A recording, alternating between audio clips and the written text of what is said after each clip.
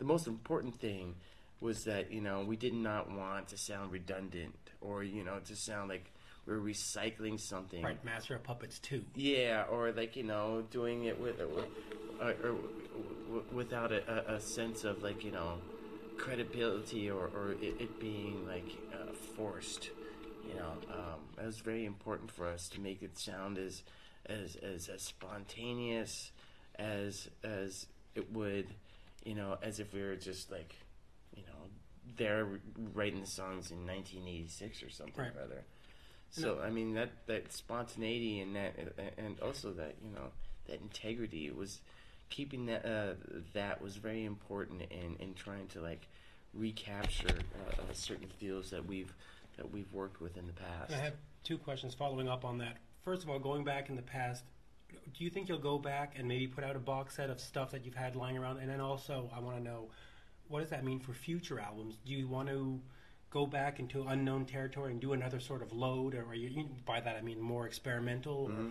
Or do you want to go back and say, you know what? Death Magnetic, Master of Puppets, that's what we do. We do it well. The fans love it. That's it. Mm-hmm. Well, to answer the first part of your question, there are a surplus of songs that have never really seen the light of day, that are just kind of like just sitting in storage, and we never really have broached the subject of what the hell we're going to do with that stuff.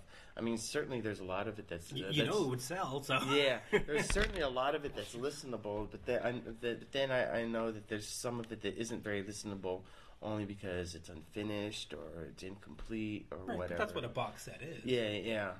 And to get to the second part of your question, as far as like what direction we're going to take in the future, I would say that we would be taking the direction of Death Magnetic maybe further down the road. It's seeing what we can do with that. But like in the case of like the more experimental albums like Load and Reload, who's to say that we won't actually like take a new song and take it in a direction that's similar to the stuff that we did during the mid 90s. I mean, who's to say we wouldn't do that? So I mean, really anything is possible. Right. At this point in time. But you're making music more to please yourself than necessarily the fans. Yeah, I mean, and that's always been which is great. Been our belief is like the best possible music that we can possibly make is the music that we want to make for ourselves. Okay. I'll ask you one last question then. On Death Magnetic, how is it going on the tour and also balancing in parenthood and all of this? Interesting to say the least. The tour has been fantastic.